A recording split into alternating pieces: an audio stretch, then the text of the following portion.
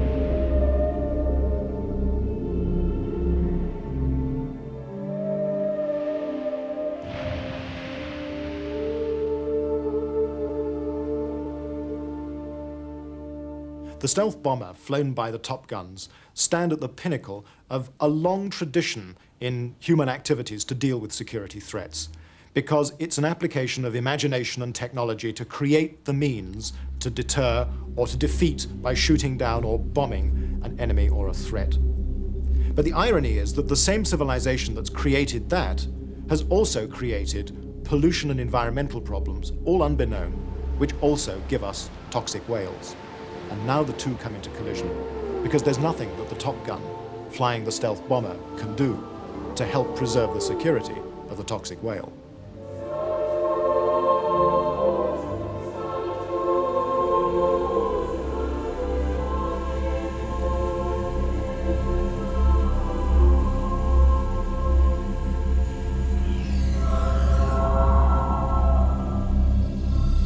The war room. The environment for the military strategist. An operations center where plans are developed to combat the enemies of the nation state. A room founded on fear and insecurity. For over 40 years, the major superpowers confronted each other. Russia, seeing a world of American aggression, and America, seeing threats and enemies controlled by the Soviet Union. Now the nations of the world are facing new threats. Can we build a new kind of security to deal with these threats without enemies?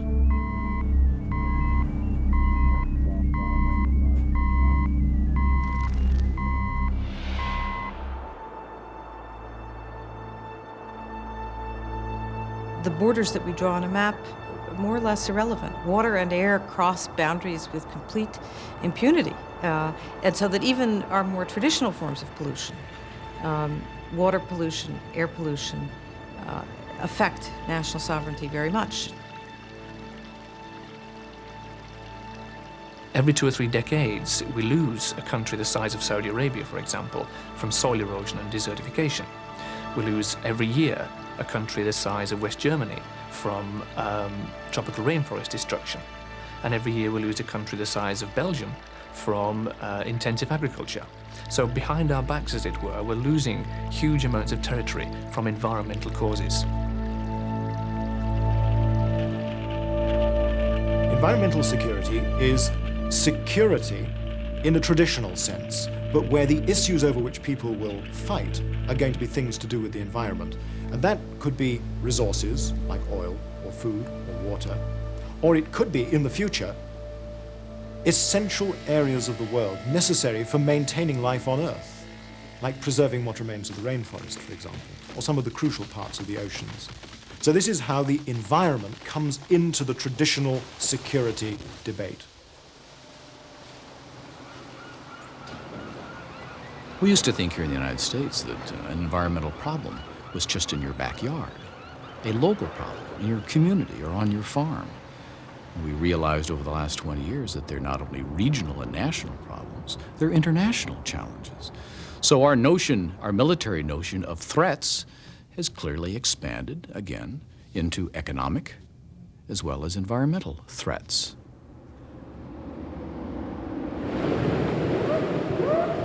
There's no doubt in my mind that environmental factors are important, and I would say probably very important in the overall security context, because you only have to look at the effect of things like erosion or drought or transboundary pollution. I mean, they are obvious sources of conflict, and we've seen many of these in the world already. So yes, my answer is that environmental factors are important and probably will become increasingly important in a global security context.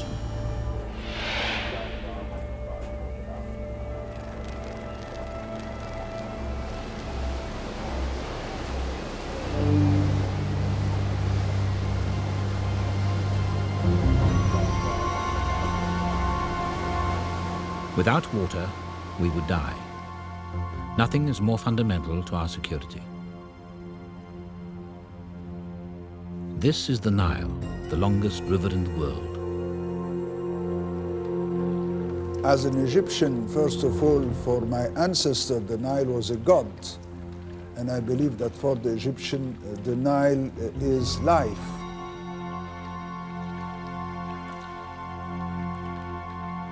But the problem for Egypt is that the life-giving waters of the Nile run through 8 other countries as well. And in this lie the seeds of potential conflict.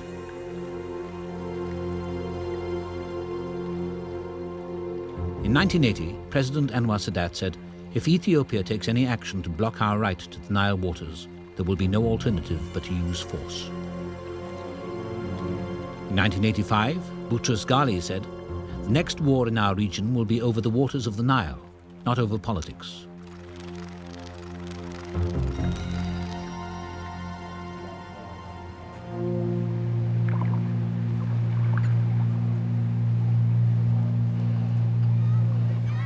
What sort of pressures on Egypt could lead to an eventual water war in the Nile Valley?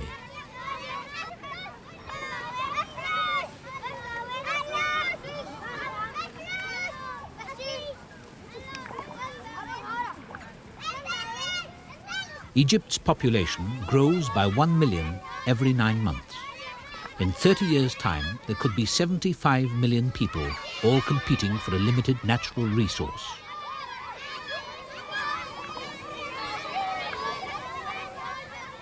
Egypt takes by far the largest share of the Nile waters, yet demand is expected to double in the next 10 years. We have 3 main problems. The first one is due to the demographic explosion. We are buying now more than 50% of our food from abroad. Secondly, thus we will need more land to cultivate it, because as you know, 98% of the Egyptian territory is a barren desert.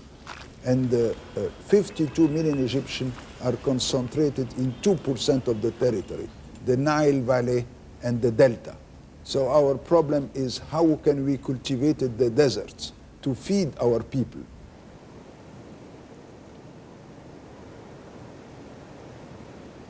As well as providing water, the Nile is Egypt's powerhouse, her energy tapped by the Aswan Dam.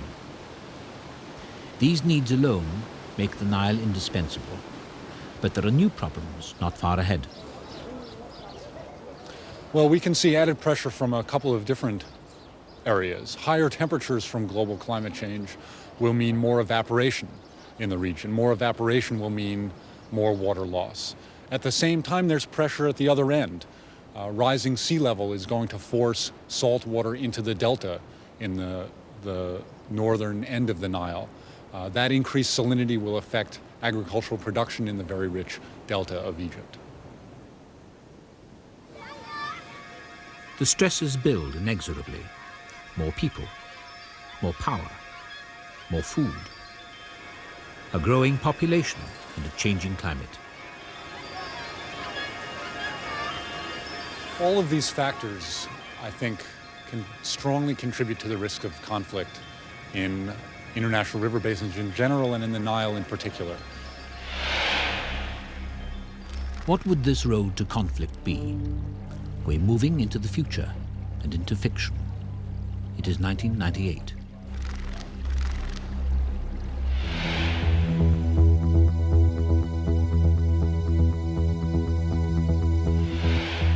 Two crucial areas are the Sood marshes in Sudan, draining into the White Nile, and the headwaters of the Blue Nile in the Ethiopian highlands. Stage 1. In February 1998, Ethiopia decides to harness the vast power of the Blue Nile headwaters. Bankrolled by Japanese industry, the Ethiopians plan to dam the river, diverting half the Blue Nile waters away from the main Nile Valley in Egypt. Meanwhile, Sudan decides to exploit the southern headwaters of the White Nile. Their objective? To restart the once abandoned Jonglei Canal project. The canal will reduce evaporation in the Sood marshes and threatens to cut the flow of Nile waters into Egypt still further. The Sudanese, with European financial and engineering expertise, push ahead with the building of the canal. These two projects put even more pressure on Egypt's use of the Nile. The Egyptians call for a summit.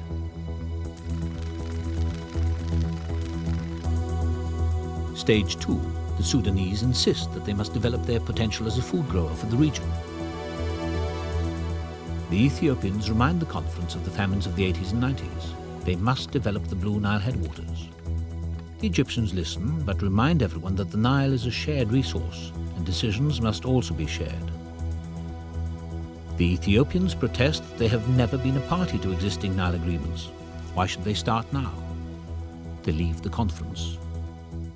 The Sudanese tell the Egyptians that the White Nile waters are the sovereign assets of Sudan. Only they can decide what to do with them. The conference is a disaster. Egypt appeals to the United Nations, but they are divided, and any chance of agreement seems even more remote. Stage 3, the world is changing dramatically. As global warming increases, American crop belts begin to shift further north, and the world's grain supplies are at an all-time low. Food prices rocket, and countries like Egypt that import more food than they grow are badly hit. There are serious food riots in Cairo. People are desperate, and Islamic fundamentalists exploit the situation. The slogan is, no water, no country. No Nile, no Egypt.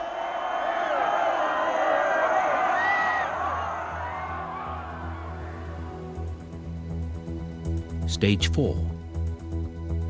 In 2006, the Sudanese complete the Jonglei Canal, which begins to put the squeeze on the White Nile.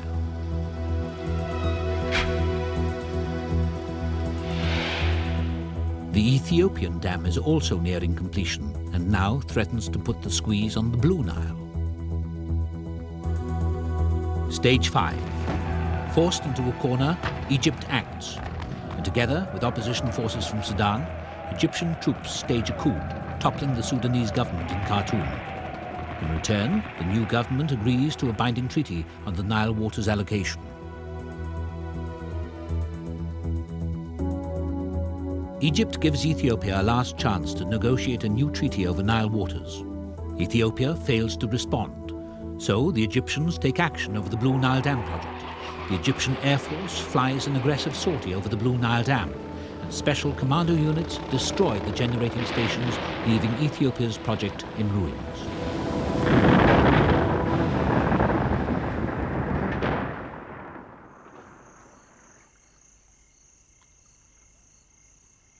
What this scenario showed us was that the moment where things broke down was when the negotiations fell apart. And that shows us that in water wars, we have issues which can move decisively to the bad or to the good. Here we saw it going to the bad. But for example, in the Arab-Israeli confrontation, we could make a virtue out of a necessity. They have to talk about water it could be used as a way of building to a more general settlement and thus using the resolution of regional security problems to help build global security. But it is not just their problem. Soon it could be ours, because threats to water security exist all over the world. 214 major river systems are shared by 3 or more countries, with nearly half the world's population depending on them. 1967, flashpoint in the Middle East. Israel goes to war with Syria and Jordan as vital water supplies are threatened. The need for water security underlies Israel's continuing occupation of the Golan Heights, the West Bank.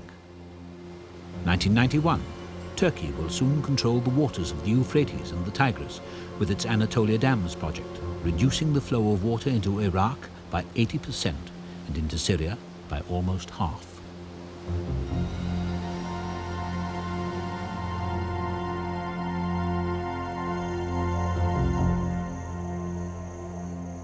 This is, or rather was, the Colorado River, 100 kilometers south of the Mexican border.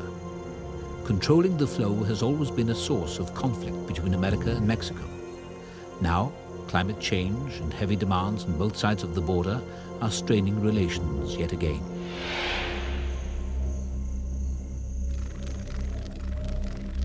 In the world of the Top Gun and the toxic whale, other events are forcing our hand. Global warming may be the biggest threat yet to human security, forcing many millions to move from their lands and across jealously guarded borders.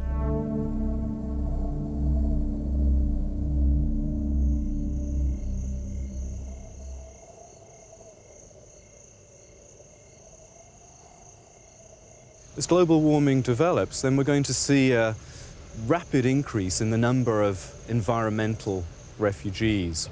At the moment, there are already environmental refugees in Africa, in Southeast Asia, Central America. For the most part, this migration is from rural areas into the cities, it's from one poor country to another. But we're seeing the first signs of migration from the poor south to the affluent north. And that's something which is going to develop further as global warming progresses. Former President Jimmy Carter heads the Carter Center, which is deeply concerned with poverty and environmental security in the developing world.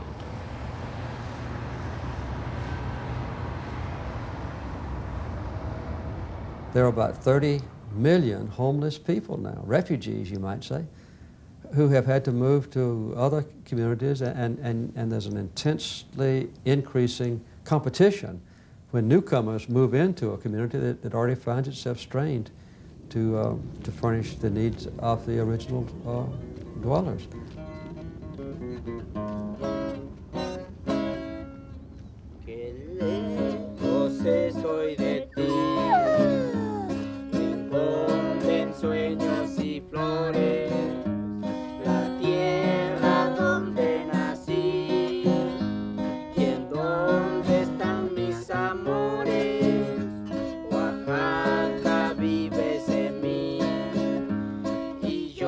Francisco Sierra and his family live in Tijuana in Mexico, only 2 miles from the American border.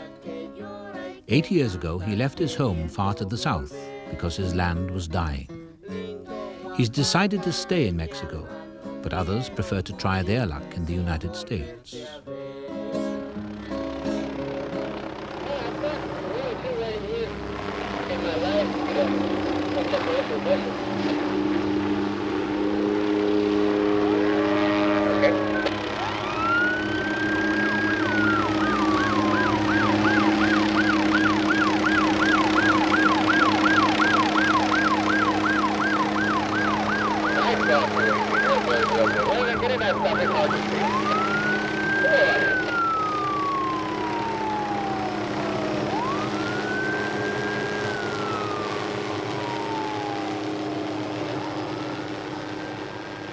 Hey, ¿te revisaron?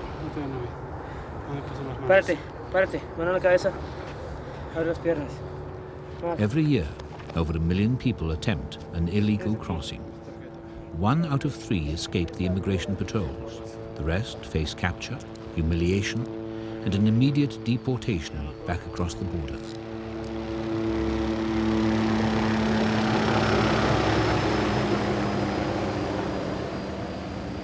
the difference is like night and day.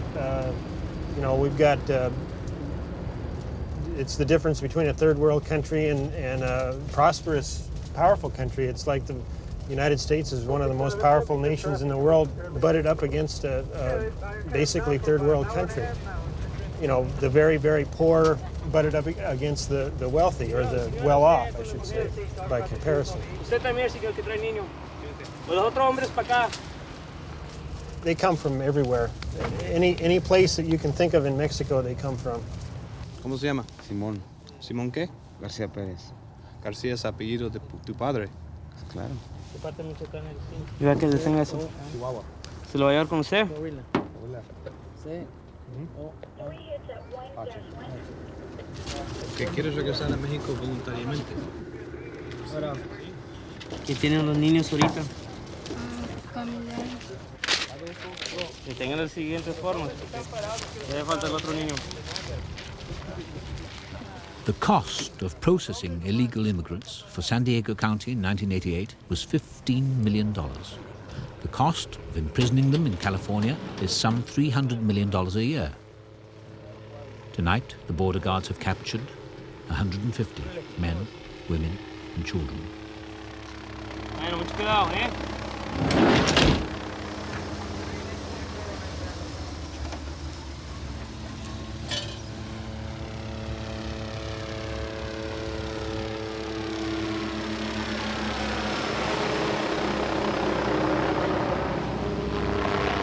This is the border fence, such as it is, that separates our countries.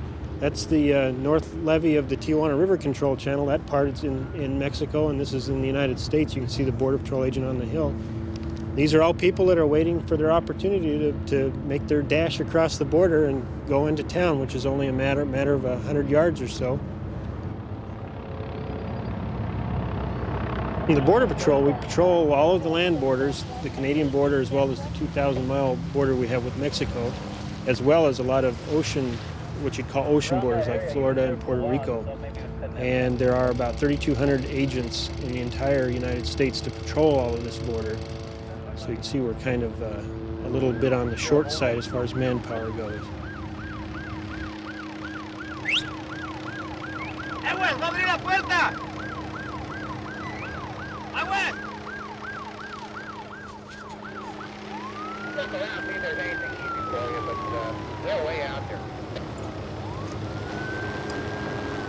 Personally, I feel that they're just looking for a better life, and they're doing what anybody else would have to do to make ends meet.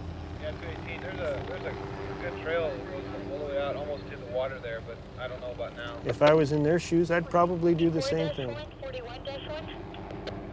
Transport 193. Yeah, if you're gonna try and get out there, you need some bridging equipment. Yeah, they went in the water to get out there. Valley 193. Female drilling was just south of the WPC level. Hey Brian, they might need you over there by the Boy Scout camp.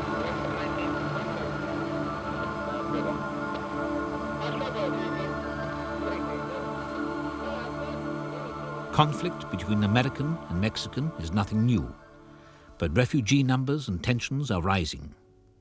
Why do so many brave the border bandits, the hostile desert, and an uncertain future? One of the reasons is because their land is simply vanishing, and 400 square miles of farmland every year are abandoned because of climate change and soil erosion. Francisco Sierra returns to his homeland with friend and anthropologist Victor Clark.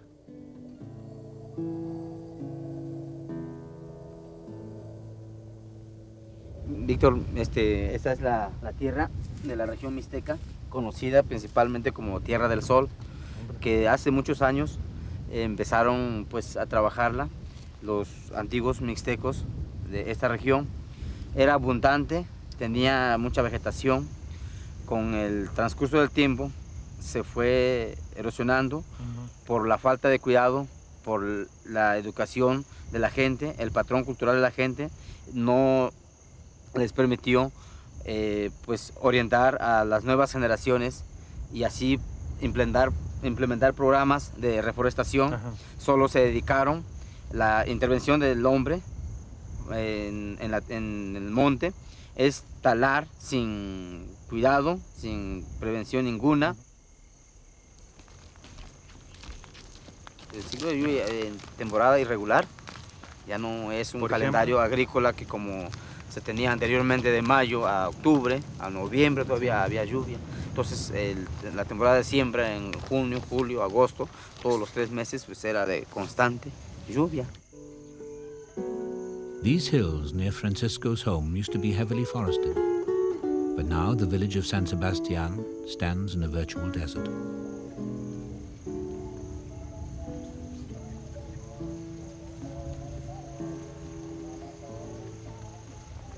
Con la modernización o los cambios que ha dado en la sociedad y los cambios bruscos del clima y las lluvias, pues ha desorientado un poco a la gente y se ha dejado de trabajar sus tierras y poco a poco se abandona, se van incorporando a la ciudad y las tierras se están olvidando porque ven que no hay producción, hay fracaso y ya no hay confianza en sembrar las tierras.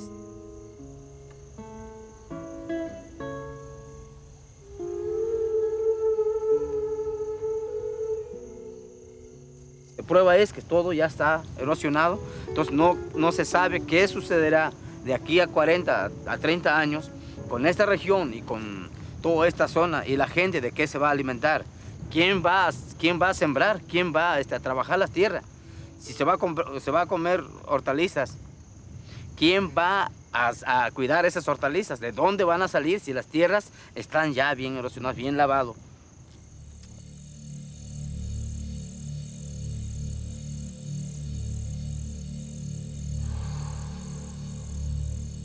The deserts of the world are growing.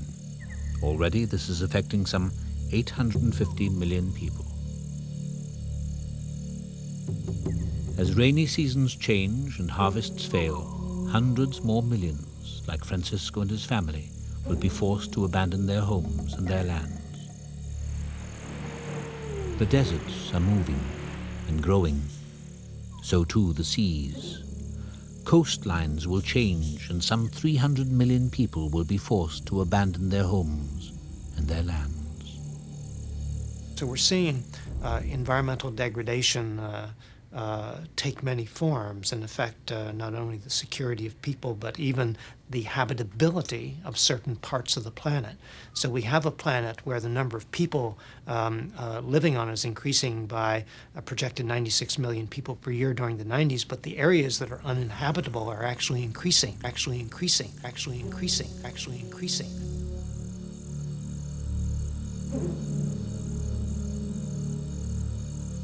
Faced with human movement on such a scale, will the rich countries attempt to seal themselves off from the migrating poor? Or worse, commit genocide in the name of national security? Safety, security, hearth, home, happiness. Places like this symbolize the kind of environmental homeland we pay our military to defend. Yet our military forces are defenseless when the homeland is invaded by the very products of mankind's own industry. It threatens both nation and our own deep need for personal security.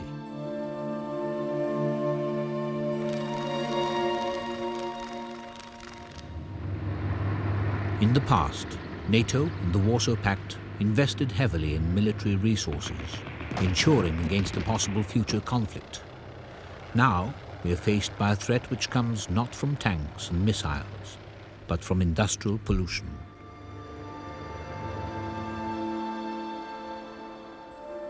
Czechoslovakia, set in Europe's heartland, is one of the most polluted countries on earth.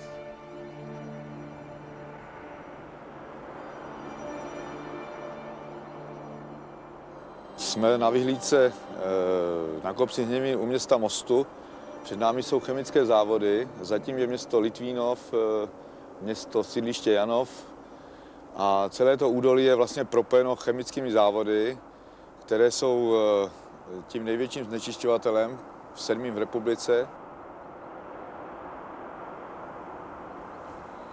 Tato skládka v blízkosti Chabařovic je příkladem skládky, jak byla prováděna vlastně všude za minulého režimu. Bez kontroly, bez jakéhokoliv odpadového hospodářství a co nejlaciněji, aby nám naše výroba také vyšla co nejlaciněji. Toxické látky, které jsou zde skladovány, i netoxické, jsou smíchány bez ladu a skladu a můžou působit jako ekologická bomba nejen v současnosti, ale předpokládáme, že i v budoucnosti.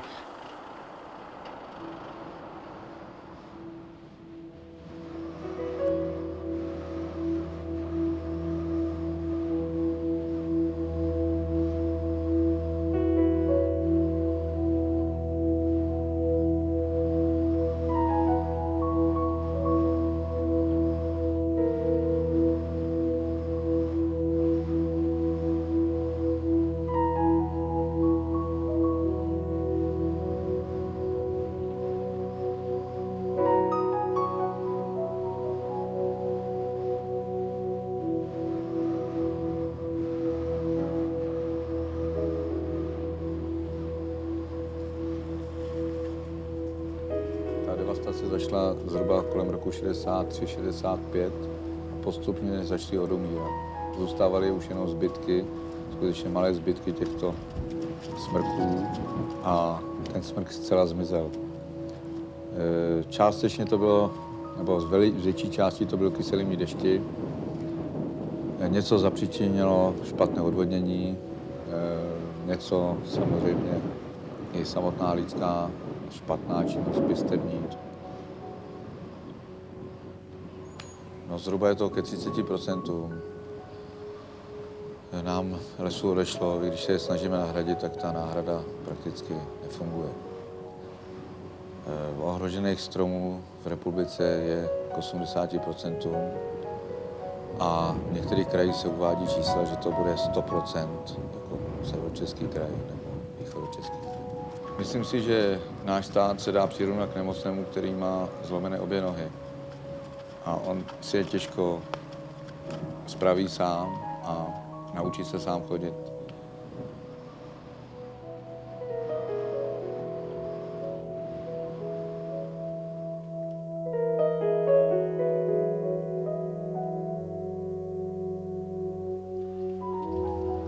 The poisonous air affects not only trees, but children. 40,000 smog masks have been issued to schools in this part of northern Bohemia.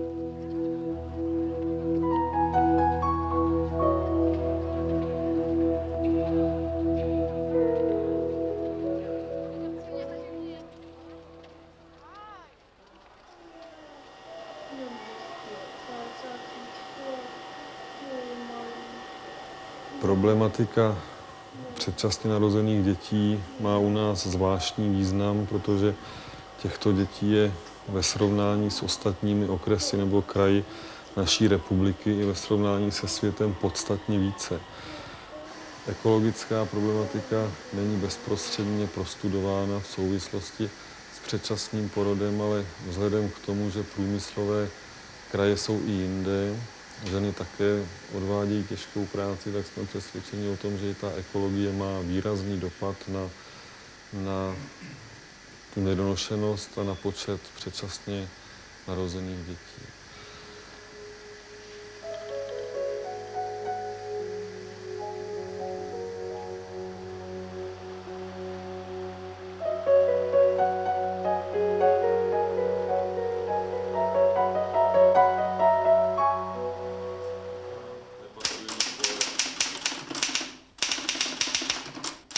The pollution affects children's white blood cells, reducing their resistance to a host of illnesses. Dr. Bialek, the senior pediatrician in the hospital at Most, has to check regularly children like Ivan for breathing problems. There are hundreds more children like Ivan.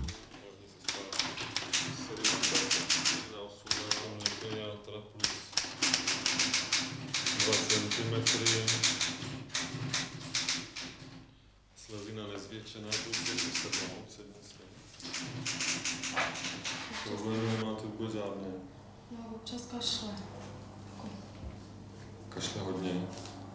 No, normálně. Vykašlává. Z krví to nebylo? Ne, z krví ne. Takže teda můžeme. Od poslední kontroly.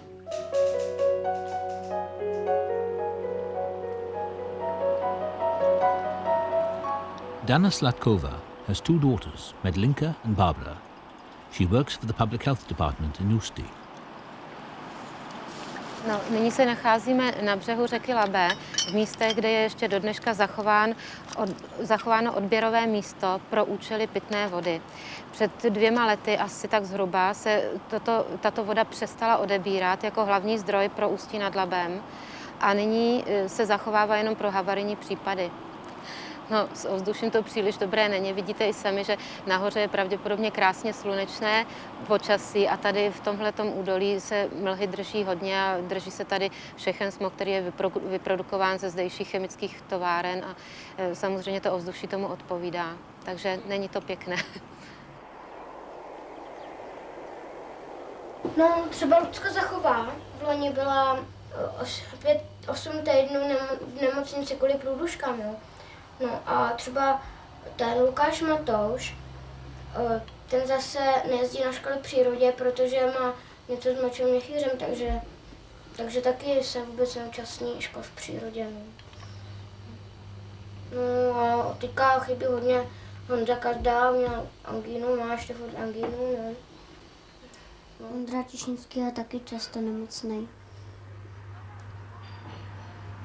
No a paní učitelka taky často nemocná.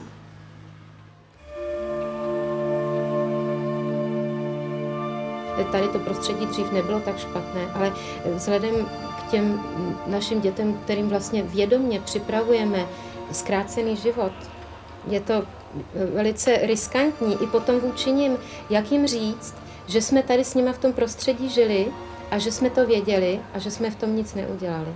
To jako máma si to dost dobře nemůžu vzít na svědomí a myslím si, že podle toho bychom se měli zachovat.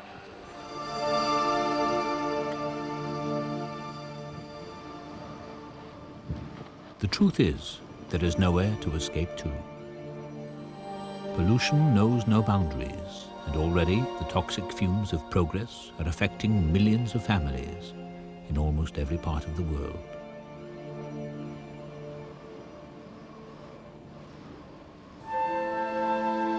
But conveniently out of sight, out of mind, tragedies are also being played out beneath the oceans.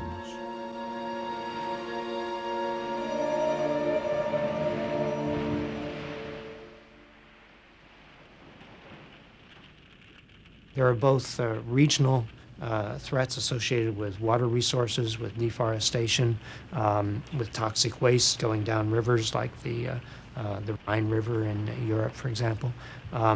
There are global threats like ozone depletion, like the loss of biological diversity, like climate change.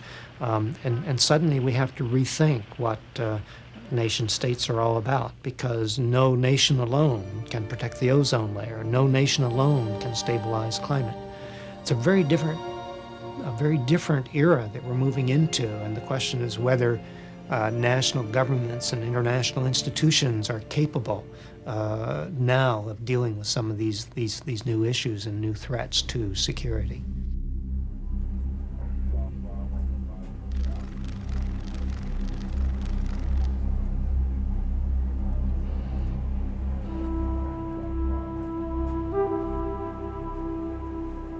We have to develop systems of international governance that allow us to cooperatively manage these resources, the atmosphere, the oceans, our biological diversity. Our current institutions are really there to manage conflict, set up after World War II, to preserve a status quo and to prevent conflict. Now we have to ask of them something quite different, which is give us the means for cooperative management. That's a different task, and again, we can do it, but it's something we have to set ourselves to in a very explicit sense. We have ignition and we have liftoff. Liftoff, 32 minutes after the hour, and the shuttle has cleared the tower. We have to understand our planet better But at the moment, institutions carrying that responsibility, like the United Nations Environment Programme, are run on a pitiful $80 million a year, while the institutions charged with military security are spending $10 billion a year on satellite surveillance alone. Climate scientists now desperately need greater access to that information. Nuclear submarines, which already measure the thickness of Arctic ice, the Royal Navy's hydrographic vessels accumulating valuable data on the oceans of the world are vital to an understanding of the climate.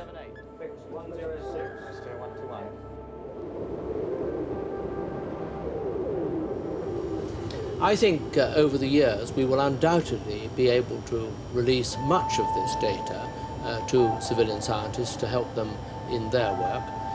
Because of the way in which some of the data is collected, for example by submarines, there is a certain military sensitivity, but at a recent meeting of the Global Security Programme, the Navy undertook to see how much more could be declassified and handed over to civilian scientists, and we will be doing that.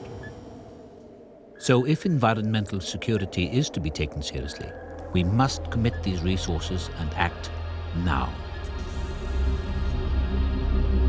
We know what to do with traditional threats. When Saddam Hussein invaded Kuwait, we knew how to mobilize massively and quickly and with a sense of urgency. And the challenge now is, can we develop the political will, and can we understand these threats sufficiently clearly that we can make similar mobilizations to confront them? We are entering the end game, a battle not over borders, but a battle for the planet itself. The strategy is to build a more sustainable and secure environment. 3 crucial topics dominate the end game: population growth, energy use, and the divisions between the rich and the poor.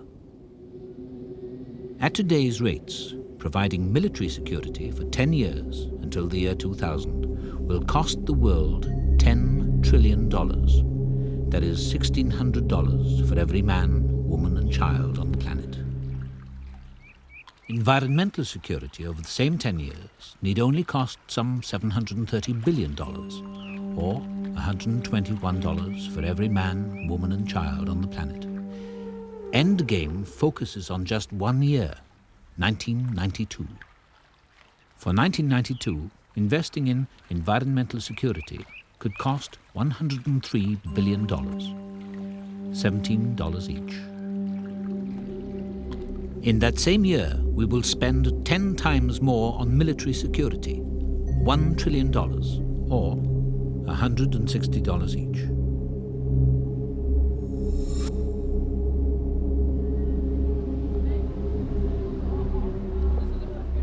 The momentum of population growth and the degree of the stress that's going to be caused by going from 5 billion to possibly 14 billion, almost a tripling in a century, is, I think, one of the most difficult that we have to deal with.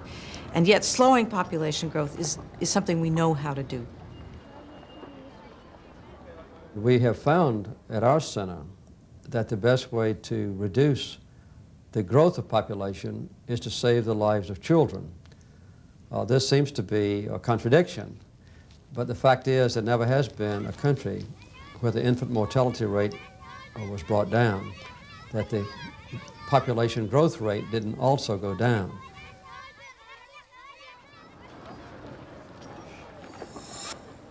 For 1992, a realistic figure of $22 billion would reduce child mortality, increase literacy, provide effective family planning, and give women more power over their own lives, particularly in the developing world.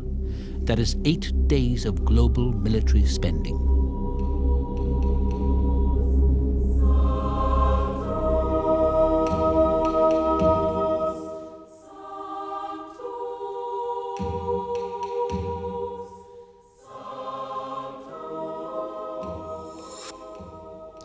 A booming world population is going to make massive demands on resources of all types.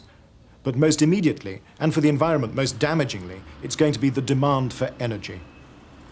Now, at the moment, the distribution of energy use in the world is grotesquely skewed. In the United States, 4% of the world's population burns about a third of the world's fossil fuels. It's crazy, but a 3 miles per gallon improvement in the efficiency of American cars would substitute for all the oil that the United States imported from Iraq and Kuwait. But this is where potentially there's good news, very good news, because there are new ways of making energy which will be friendly to the environment, applicable not only in the developed world, but crucially in the developing world as well. Now, if we can develop the political will, the opportunities are boundless. For 1992, we could achieve some of these energy goals at a cost of $23 billion by investing in energy saving and developing renewable power. That is 8.5 days of global military spending.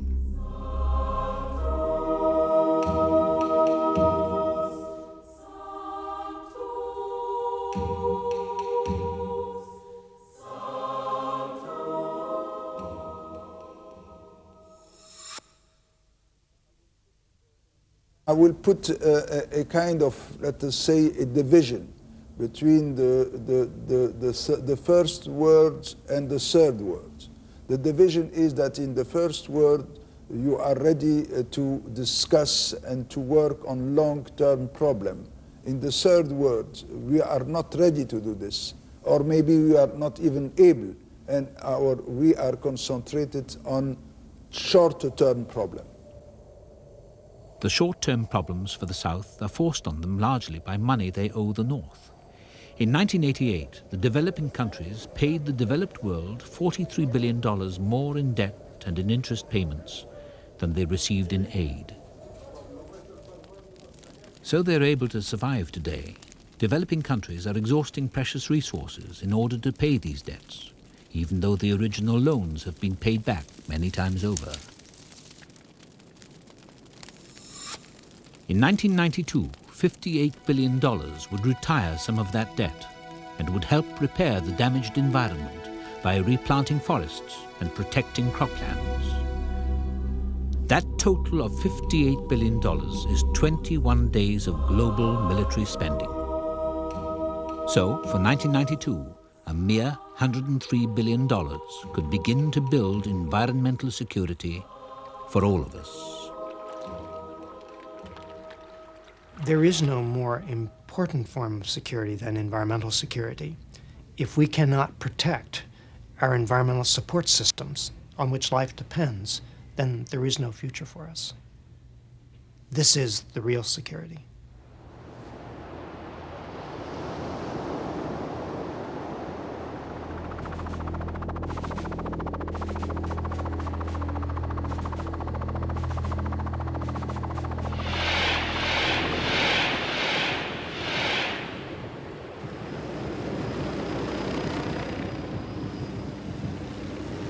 In the last 50 years of the Cold War, national security was solely in the hands of a handful of governments, mostly the United States and Soviet Union, to a lesser extent maybe a dozen other governments.